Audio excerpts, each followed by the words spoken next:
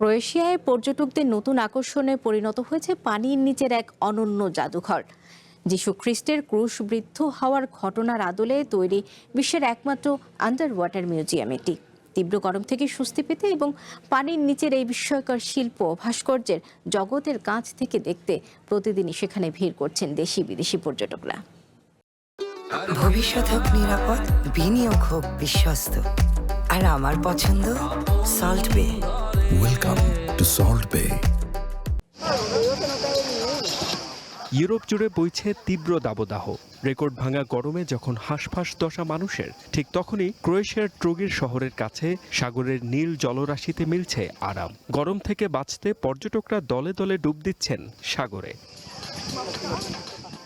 এখানে সাগরের একদম শান্ত ও শীতল পানির নিচে গড়ে তোলা হয়েছে এক অনন্য জাদুঘর, যার মূল আকর্ষণ বিশ্বের একমাত্র পানির নিচের ওয়ে অব দ্য ক্রস বা যিশু খ্রিস্টের ক্রুশবিদ্ধ হওয়ার স্মারক পথ। সাগরের মাত্র 3.5 থেকে 4 মিটার গভীরে রাখা হয়েছে মানুষের সমান উচ্চতার বিভিন্ন ভাস্কর্য, আর একটু গভীরে অর্থাৎ 8 থেকে 9 মিটার পানির নিচে রয়েছে যিশু খ্রিস্টের একটি বিশাল 7 মিটার উঁচু ভাস্কর্য। এটি ক্রোয়েশিয়ার একমাত্র পানির নিচের জাদুঘর, আর পুরো বিশ্বে এটি একমাত্র পানির নিচের ওয়ে অব দ্য ক্রস। এখানে 15টি ধাপে মোট 52টি ভাস্কর্য রয়েছে। পানির গভীরতা অনেক কম হওয়ায় এই জাদুঘরটি ঘুরে দেখতে ভারী অক্সিজেন সিলিন্ডারের কোনো প্রয়োজন হয় না। সাধারণ চশমা ও স্নরকেলিং গিয়ার পরেই অনায়াসে সাঁতরে বেড়ানো যায় এখানে। ফলে যারা ভালো সাঁতার জানেন না, তারাও খুব সহজে উপভোগ করতে পারছেন পানির নিচের এই অন্য জগৎ। তীব্র গরম থেকে বাঁচতে বিদেশি পর্যটকদের কাছে তাই এটি এখন সেরা ঠিকানা। জায়গাটা দারুণ।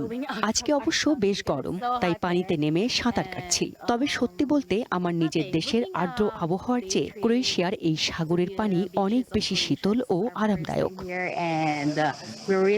চলতি বছর ইউরোপ জুড়ে একের পর এক দাবদাহে ভেঙেছে তাপমাত্রার সব রেকর্ড।